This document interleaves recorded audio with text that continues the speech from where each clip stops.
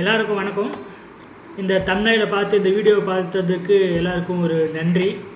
இந்த வீடியோவில் வந்து எதை பற்றி பார்க்க போகிறோன்னா, இப்போ சமீபத்தில் நம்ம யூஸ் பண்ணியிருக்க இந்த ஏஐ மூலமாக எவ்வளோ நம்மளுக்கு யூஸ்ஃபுல் ஆகுது, அதனால் எப்படியெல்லாம் நம்மளால் பணம் ஈட்ட முடியும்னு சொல்லிட்டு ஒரு சின்ன ஒரு தொகுப்புரை தான் இந்த வீடியோ.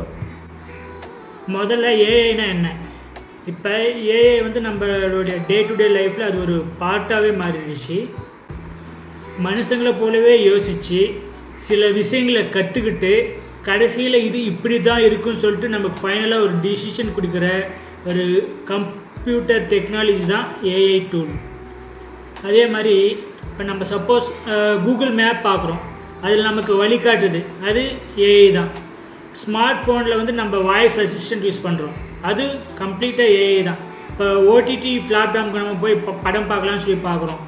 ஸோ இந்த படம் பாருங்கன்னு சொல்லிட்டு ஃபஸ்ட்டில் வந்து நமக்கு ரெக்கமெண்ட் பண்ணுதில்ல, அதுவும் ஏஐ தான்.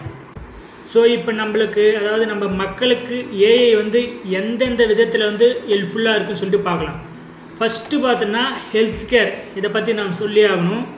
நம்ம இப்போ ஏதாவது அடிபட்டுச்சு, எக்ஸ்ரே எடுக்கிறோம், எம்ஆர்ஐ ஸ்கேன் எடுக்கிறோம், அதை டாக்டர்கிட்ட போய் நம்ம செக் பண்ணிட்டு எப்படி இருக்குது அப்படின்னு அவர் சொல்கிறத விட அந்த ரிப்போர்ட்டை ஃபோட்டோ எடுத்து ஏஐயை ஸ்கேன் பண்ணிட்டு எப்படி இருக்குன்னு சொல்லி கேட்டோன்னா டாக்டரை விட துல்லியமாக எக்ஸாக்டாக நம்மளுக்கு வந்து அதோட இப்போ என்ன இருக்குது, எத்தனை நாள் இது இருக்கும், அதுக்கு என்னென்ன பண்ணணும்னு சொல்லிட்டு எக்ஸாக்டாக ஒரு நல்ல ரிசல்ட்டை வந்து கொடுக்கறது இப்போ ஏஐ தான்.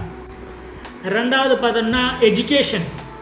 இப்போ ஃபார் எக்ஸாம்பிள் நம்ம வந்து போய் 12th ஸ்டாண்டர்ட் படிக்கிறோம். இப்போ ஸோ ஸ்கூல் ஃபஸ்ட் எடுக்கணும், ஸ்டேட் ஃபஸ்ட் எடுக்கணும்னு சொல்லிட்டு நீங்கள் டார்கெட் வச்சுக்கிறீங்கன்னு வச்சுக்கோங்க, ஏஐ யூஸ் பண்ணுங்கள். ஏஐயில் வந்து ஏகப்பட்ட நமக்கு எக்ஸ்பீரியன்ஸ் கொடுக்குற அளவுக்கு அவுட்புட் நம்மளுக்கு வந்து நிறைய கொடுக்கும்.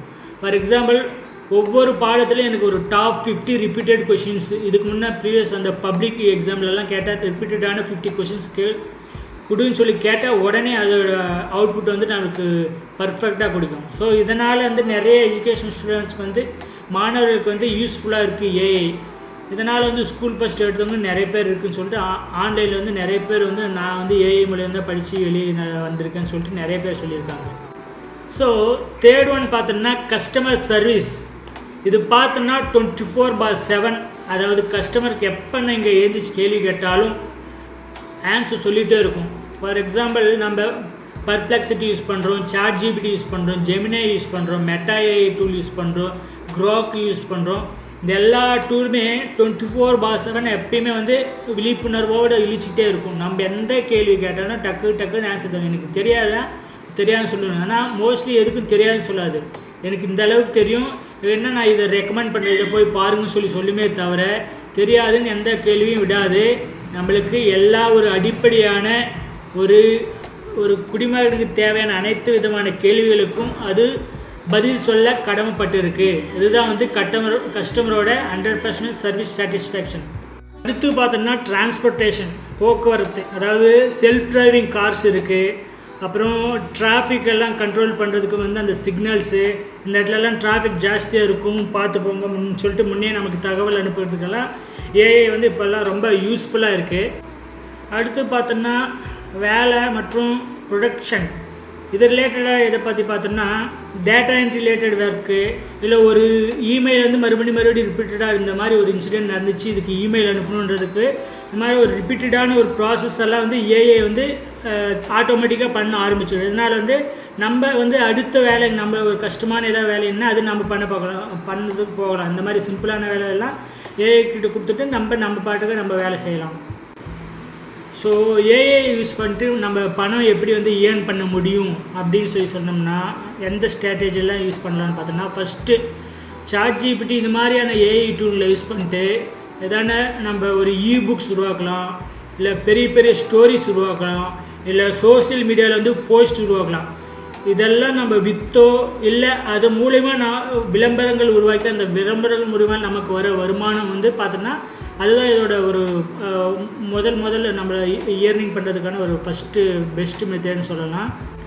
அப்புறம் வந்து ஏஐ யூஸ் பண்ணிட்டு வாய்ஸ் ஓவர் உருவாக்கலாம், ஒரு video with voice with background மியூசிக்கு, அதுக்கப்புறம் மோஷன் கேப்சர், இது எல்லாமே வந்து ஏஐ மூலிமா வந்து நவீன டெக்னாலஜி உலகத்தில் வந்து சூப்பராக நம்மளால் பண்ண முடியும். அது மட்டும் இல்லாமல் ஏஐ டெவலப்பர்ஸ்க்கு, டேட்டா சயின்டிஸ்ட்க்கு, இல்லை ஏஐ எத்திக்ஸ் கன்சல்டன்ட்டு, இந்த மாதிரியான ஒரு துறைகள்லாம் நிறைய சம்பளத்தில் வந்து இப்போ வேலைகளை ஆள் வந்து எடுத்துக்கிறாங்க. ஸோ ஏஐ வந்து நல்ல யூஸ்ஃபுல்லாக பயன்பாடு உள்ள மாதிரி கற்றுக்கிட்டிங்கன்னா ஏஐ மூலம் நல்லா சம்பாதிக்கலாம்.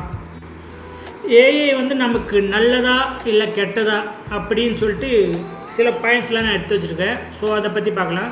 ஸோ எதான பிழை திருத்தம், ஏதாவது மிஸ்டேக் இருக்குது, அதை கரெக்ட் பண்ணணுன்னா அது வந்து ஏஐ மூலயமா நீங்கள் கரெக்ட் பண்ணிக்கலாம்.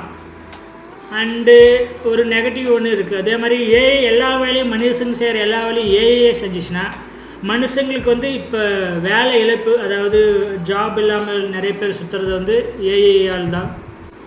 இன்னொரு பாசிட்டிவ் என்ன சொன்னோன்னா, இது வந்து 24/7 எப்போ கேள்வி கேட்டாலும் நமக்கு ஆன்சர் சொல்லும், எது கேட்டாலும் கொடுத்துட்டே இருக்கும்.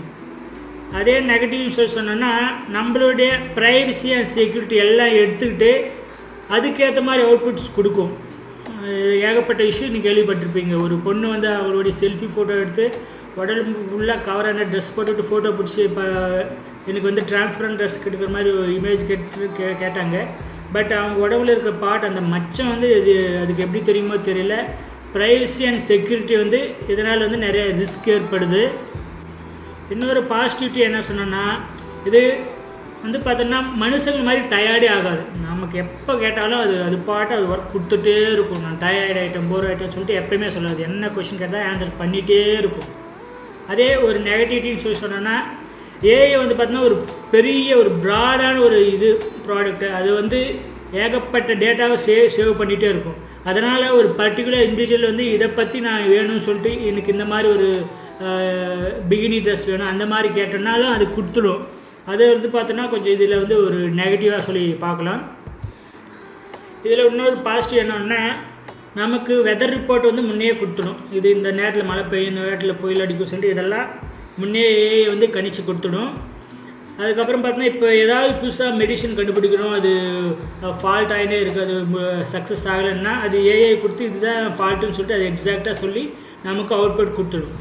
இன்னொரு நெகட்டிவிட்டி என்னன்னு சொல்லி சொன்னோம்னா, டீப் ஃபேக் பண்ணுது. ஃபார் எக்ஸாம்பிள் வந்து நிறைய நம்ம ஆக்டர்ஸ் இவங்க இது பண்ணாத விஷயங்கள் இது பண்ணதாக வந்து காட்டுற மாதிரி டீப் ஃபேக் பண்ணுது. அதனால் வந்து போலியான அந்த படங்களால் வந்து ஏகப்பட்ட தவறான தகவல்கள்லாம் மக்களுக்கு போய் சேருது. இதுவும் வந்து பார்த்தோன்னா ஒரு நெகட்டிவ்னு சொல்லலாம். ஏஐங்கிறது பார்த்தோன்னா ஒரு சக்தி வாய்ந்த ஒரு பெரிய கருவி. அது நம்ம எப்படி பயன்படுத்துகிறோங்கிறதா வந்து அதில் நன்மை தீன்மை அது வந்து நம்மளுடைய பயன்பாட்டில் தான் இருக்குது. ஸோ அது வந்து மக்களோட வேலையை பறிக்குதுன்னு சொல்லிட்டு நிறைய பேர் கவலைப்பட்டு இருந்தாலும் அதுக்கேற்ற மாதிரி நம்ம மாற தயார் இருக்கணும். ஸோ ஏஐ மூலயமா எப்படி பணம் சம்பாதிப்பது, போன வேலைகளை வந்து இன்னும் எளிமையாக்கிறதுக்கு என்னென்ன ஏஐ மூலயமா பயன்படுத்தி அதை எப்படி வேலையை கஷ்டமான வேலையை எளிமையாக்குறது, இதையெல்லாம் வந்து நம்ம டெய்லி கற்றுக்கிட்டு அதுக்கேற்ற மாதிரி நம்மளை தயாரிச்சுக்கிட்டே இருக்கணும். நீங்கள் வந்து ஏஐ மூலம் பணம் சம்பாதிக்கணுன்னா அதை பற்றி என்னென்ன நம்மளால் முடியும், பணம் சம்பாதிக்க என்னென்ன வழிகள் இருக்குதுன்னு சொல்லிட்டு நீங்கள் கற்றுக்கணும்னு சொல்லி நினச்சிங்கன்னா ஒரு வீடியோ நான் ஒன்று சஜஸ்ட் பண்ணுறேன். ஏஐ மூலம் பணம் சம்பாதிப்பது எப்படி அப்படின்னு சொல்லிட்டு தி ஏஐ டூட் அப்படின்னு சொல்லிட்டு ஒரு தமிழ் சேனல் ஒன்று இருக்குது. அது அந்த வீடியோவோட லிங்க்கை வந்து நான் என்னுடைய டிஸ்கிரிப்ஷன்லேயும் அண்ட் கமெண்ட் செக்ஷன்லையும் கொடுக்குறேன். ஸோ அந்த வீடியோவை பார்த்துட்டு ஏஐ வந்து நம்ம எப்படியெல்லாம் யூஸ்ஃபுல்லாக பயன்படுத்தலாம்னு சொல்லிட்டு தெரிஞ்சுக்கோங்க. அது தமிழில் தான் இருக்குது, புரிஞ்சுக்கோங்க, செய்ய ஆரம்பிங்க. ஏஐ வந்து நல்லதும் இருக்குது, நிறைய கெட்டதும் இருக்குது. நல்லதுக்காக மட்டுமே பயன்படுத்தணும்னு நினைங்க. ஏஐ யூஸ் பண்ணிட்டு நிறைய பேர் படித்து முன்னேறி இருக்காங்க, நிறைய பேர் வேலை கிடைச்சி சந்தோஷமாக இருக்காங்க. நிறைய பேர் 10 லட்சத்துக்கு மேலே இருந்த கடனை வந்து ஏஐ மூலயமா மட்டுமே கட்டி அந்த கடனெல்லாம் அவங்கக்கிட்டேருந்து வெளியே வந்திருக்காங்க. ஸோ கஷ்டங்களிலிருந்து நிறைய பேர் வந்திருக்காங்க. நிறைய பேர் டீப் ஃபேக் மூலிமா கஷ்டப்பட்டு இருக்காங்க. என்னுடைய ஃபோட்டோ வச்சு இந்த மாதிரி டீப் ஃபேக் பண்ணிட்டாங்க. For example actor Sai Pallavi, Vijay, இந்த மாதிரி தமிழ் ஆக்டர் நிறைய பேரோட இமேஜஸை வந்து சில பேர் தப்பாக யூஸ் பண்ணுறாங்க. அதை வந்து சரியாக யூஸ் பண்ணுங்கன்னு சொல்லிட்டு நிறைய பேர் இந்த காலகட்டத்தில் வந்து சொல்லிகிட்டு இருக்காங்க. ஸோ ஏஐ மூலயமா நல்ல விதமாக வீடியோஸ் பண்ணுங்கள், இமேஜஸ் க்ரியேட் பண்ணுங்கள், நல்ல கண்டென்ட் வந்து வைரல் ஆகிற மாதிரி பண்ணுங்கள். ஸோ இதோடு நான் முடிச்சுக்கிறேன். நன்றி, வணக்கம், தேங்க்யூ.